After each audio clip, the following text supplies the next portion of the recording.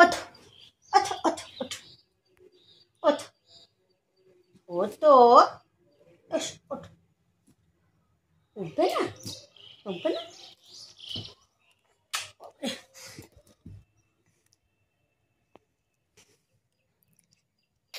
Good morning সোনা, good morning.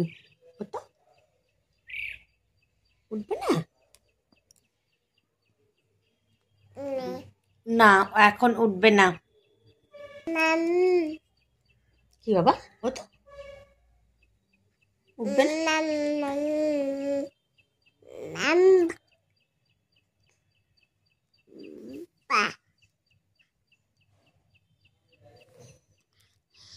তাই তাই তাই তাই তাই তাই তাই একটু একটু গন্ধ করে দাও বাবা, কি গন্ধ গন্ধ। তো এখন বাজে 7টা, সকাল 7টা, এখনো বিছানা থেকে উঠিনি। দেখতে পাচ্ছ বিছানায় বসে আছি। তো মাম্মামের জন্য আমি কিন্তু অনেকক্ষণ আগে উঠে গেছি, ব্রাশ ট্রাশ করা হয়ে গেছে।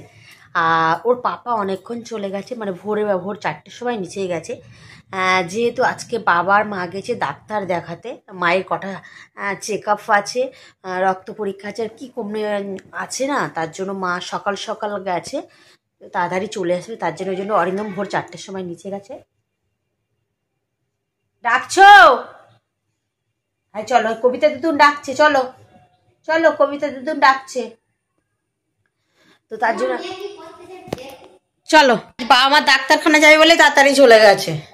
হ্যাঁ হ্যাঁ, ওই জন্যই তোমাদের ছেলে সেই সকালবেলা গেছে বাজারে, মানে নিচেই চলে গেছে। আমিও আমার ঘুম ভেঙে গেছে অনেকক্ষণ, ওর জন্যই শুধু চলে যাচ্ছে। তো চলে এসছে নিচে। বাবা কতটা চা করেছে, আর এই অরিন্দম চা করলে 1 ফ্লাস চা করবে, কম করবে না চা। বাবা চা আছে। আজকে ভাবলাম একটু চা খাই, তো আজকে পরোটা খাওয়ার খুব ইচ্ছা করছিল, বাট ওকে বলছিলাম, এবং আজকে পাস্তা করারও ইচ্ছা ছিল যে আজকে পরোটা যদি না আনে একটু পাস্তা বানাবো, কিন্তু আজকে আমাদের নিরামিষ, যেহেতু আমাদের পাড়াতে জানো তো আজকে পূজা হবে বাবা মহাদেবের প্রথম বছরে, মানে যেহেতু আজকে তো শেষ সোমবার, মানে শ্রাবণ মাসের শেষ সোমবার, তো আমাদের এখানে ভীষণ বড় করে একটা অনুষ্ঠান হচ্ছে আমাদের পাড়াতে। তো একটু আগে মানে গান শুরু হলো বলে, কালকে সারা রাত গান হয়েছে, আজকেও খিচুড়ি, একটা লাফড়া আছে, আলুদম আছে, চাটনি আছে, নাকি প্রত্যেক মানুষ যে আসবে সবাই নাকি আজকে খাবে শুনেছি। কিন্তু আমার ব্যাড লাক, আমি ওখানে যেতে পারবো না, কেননা আজকে আমাদের মিটিং পড়ে গেছে। মানে আমি যেটা ভাবি না সেটা একদম মাটি হয়ে যায়।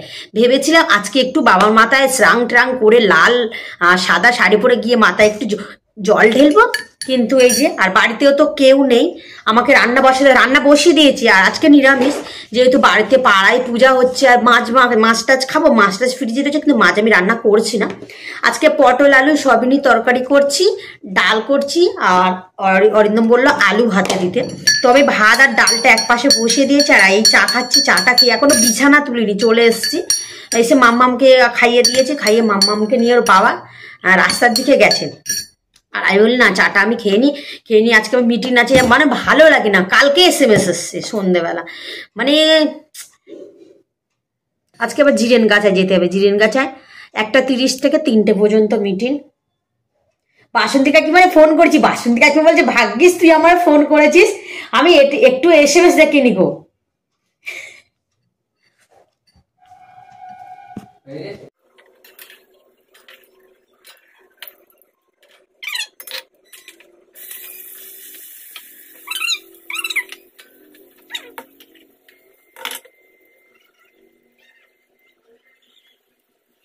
পটল ভাজা স্টার্ট করে দিয়েছি।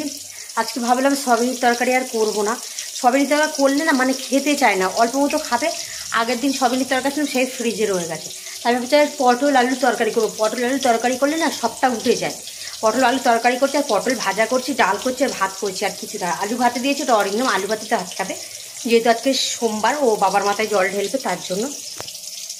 আচ্ছা আমিও তো বাড়ি থাকতে পারবো না, না হলে আমিও করতাম, ইচ্ছা ছিল, বাট বাড়ির ঠাকুরের মাথায় জল দেব, দিয়ে বার হয়ে যাব। বৃষ্টি হচ্ছে, তার মধ্যে এত গরম পড়ছে কি বলবো। এখনও মানে মাম্মামের জামা কাপড়গুলো কিছুই কাচা হয়নি, কোন দিকে যাবো একা।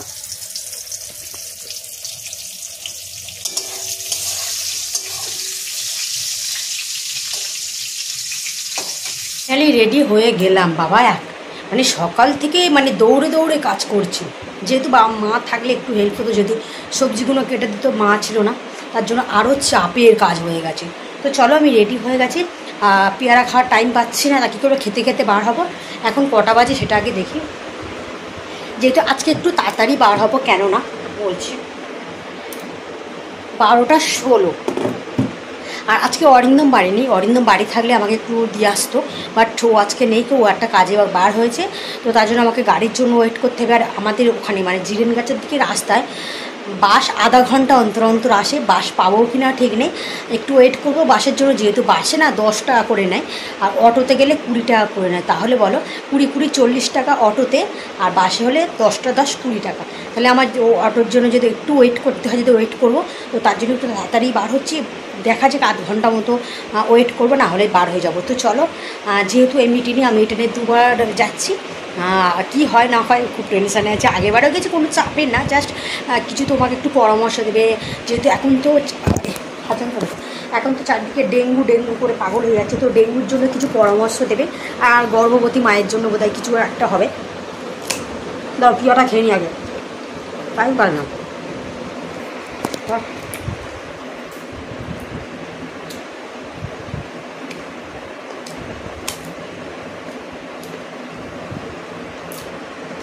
চলো বার হই।